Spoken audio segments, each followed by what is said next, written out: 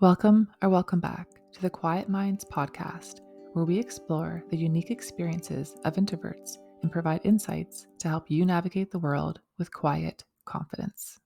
I'm Vanessa, and I'm your host, and today we're diving into a topic that resonates deeply with many in the introvert community, and it's the connection between introversion and being a highly sensitive person, HSP for short. So, this podcast episode will be all about the highly sensitive introvert, and I'll be sharing with you some strategies for managing sensitivity and overwhelm. Also, just a quick little reminder that if you're enjoying the content on this channel, hit that subscribe button and the little notification bell so you don't miss out on my weekly episodes, which I share every Wednesday. All right, let's dive in. If you've ever felt that you experience emotions more intensely or that you're easily overwhelmed by sensory input, you are definitely not alone. Many introverts are also highly sensitive people, which can be both a gift and a challenge. In this episode, I'm going to explore what it means to be both an introvert and an HSP, and I'll share some practical strategies to help you manage your emotions, your overwhelm, and your sensitivities more effectively. Now, let's start by understanding what it means to be a highly sensitive person. So, highly sensitive person, HSP, is someone who processes sensory information more deeply than others, leading to a heightened awareness of their environment and a strong emotional response to various stimuli. And this trait is also known as sensory processing sensitivity, and it's present in about 15 to 20% of the population. And it's not a disorder, but rather a natural variation in the human temperament. So HSPs are often deeply empathetic, and they easily can pick up on the emotions and the energy and the moods of those around them, which can make them incredibly understanding and compassionate.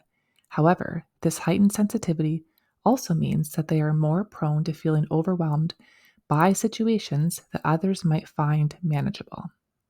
HSPs are particularly attuned to subtleness in their surroundings, such as changes in light, sound, texture, and they often need more downtime to recover from overstimulation. And this can make environments like crowded places or high pressure situations just a little more challenging for them. And they may also be more affected by criticism, negative feedback, judgment, as they tend to process these emotions deeply and reflect on them intensely. Despite these challenges, HSPs often possess rich inner lives filled with creativity, intuition, and insight, making them valuable contributors to their communities and relationships. Their sensitivity allows them to connect deeply with others and to approach life with a unique perspective that is both thoughtful and compassionate. So I want you to imagine that you're at a friend's birthday party, which is being held at a busy, loud restaurant. As an introvert and highly sensitive person, the environment starts feeling overwhelming very quickly. The constant chatter, clinking of glasses, and the background music are all competing for your attention, creating a sensory overload. You try to engage in conversations, but the noise makes it too difficult to focus, and you start to feel completely drained.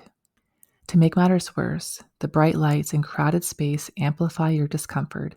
You notice your heart rate increasing, and a sense of anxiety begins to sink in. You really want to enjoy the celebration, but your sensitivity to the environment is making it hard to stay present. As the evening progresses, you find yourself needing to step away. You excuse yourself to the restroom, not just to take a break, but to find a quiet space where you can breathe and reset. In that moment, you feel the weight of your introversion and sensitivity. The desire to connect with your friends is there, but the intensity of the surroundings is just too much. This situation highlights the internal conflict that many introverts and HSPs face, wanting to be social and engage with others, but struggling to manage the overwhelming stimuli in certain environments. So the challenge then is balancing your need for connection with your need for calm, peace, and solitude. And sharing the above experience can resonate with those who have faced similar situations and which can validate your feelings and provide a safe space to discuss strategies for managing such moments. So, how can you better manage your emotions, overwhelm, your sensitivities as an introvert and an HSP. So, here are some practical strategies that can help you navigate the world with greater ease and with more self compassion. First and foremost, it's important to recognize that your sensitivity is not a weakness, it's a strength. And your ability to pick up on subtle cues, empathize with others, and process information deeply are all valuable traits and gifts. And by reframing your sensitivity in a positive light, you can start to see it as a gift rather than a burden. Prioritize self care and downtime. As a highly sensitive introvert, you likely need more downtime than others to recharge your energy. So be sure to make self care a non negotiable part of your routine. And this could mean setting time aside each day for activities that soothe your nervous system, such as reading, meditation, time in nature. And by prioritizing self care, you'll be better equipped to handle the demands of daily life without being too overwhelmed. Create a calm and supportive environment. Your surroundings can greatly impact your well being. And as an HSP and an introvert, it's important to create an environment that supports your sensitivities. This might involve reducing clutter, minimizing noise, and incorporating calming elements like soft lighting, comfortable seating, and soothing scents. A supportive environment can help you feel more grounded and at peace in your daily life. Set boundaries to protect your energy. Boundaries are essential for protecting your energy and for preventing overwhelm. So be mindful of the situations, the people, the environments that drain and deplete you, and set clear boundaries to limit your exposure to them. And this might mean like declining social invitations when you need time alone, limiting your time in noisy or busy, chaotic spaces, or communicating your needs to others so they can support you. So if you do have to go to an event with somebody, perhaps you can come up with a phrase that you share when you're starting to feel overwhelmed and you're ready to leave. And perhaps it's something simple like, "Do you want to watch our show later?" Or "I can't wait to go for a walk tomorrow with you." Something which can be an indicator of when your energy has reached its limit and its capacity. Practice mindfulness and emotional regulation. Mindfulness can be a powerful tool for managing your emotions and your sensitivities. By practicing mindfulness, you can become more aware of your triggers and learn to respond to them in a more calm and measured way. Techniques such as deep breathing, grounding exercises, and mindfulness meditation can help you stay centered even in challenging situations. Connect with like-minded individuals.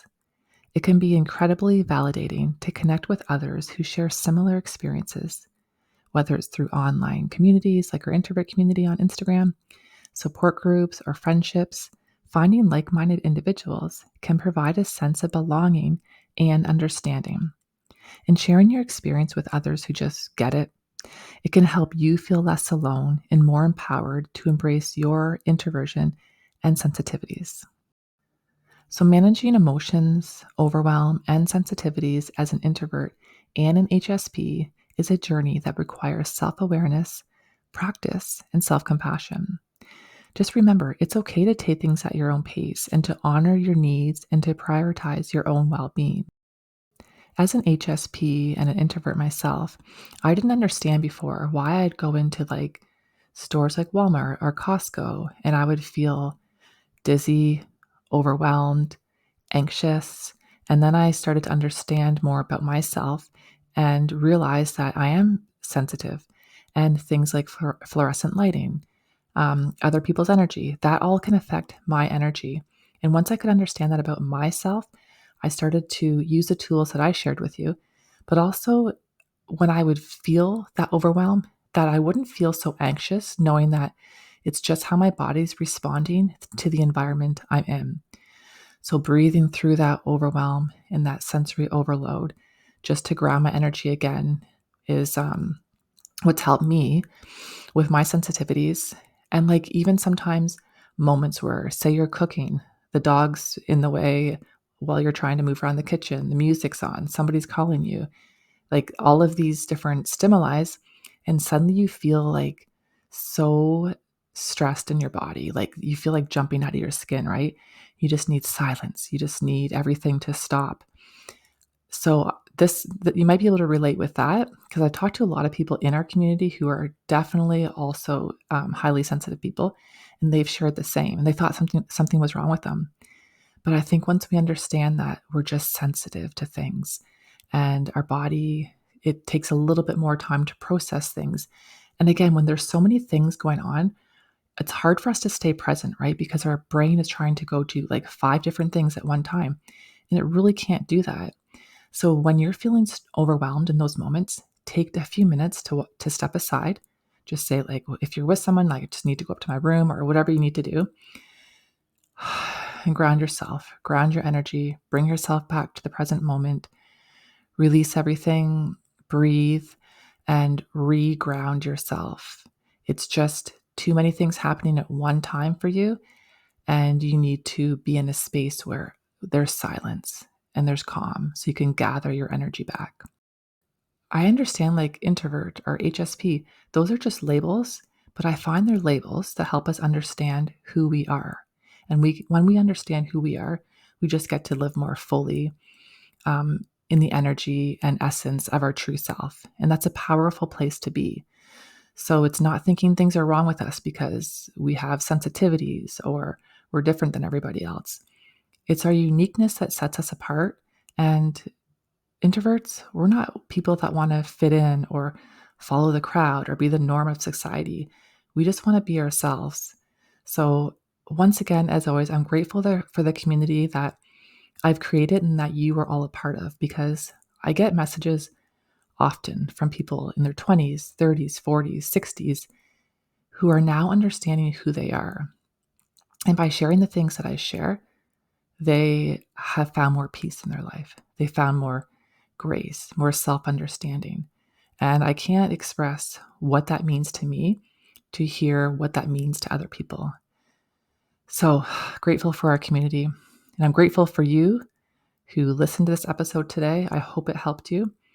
And I just want to say, managing our emotions, my friends, and our overwhelm and our sensitivity as a highly sensitive introvert is a journey that requires self-awareness, patience, grace, and self-compassion.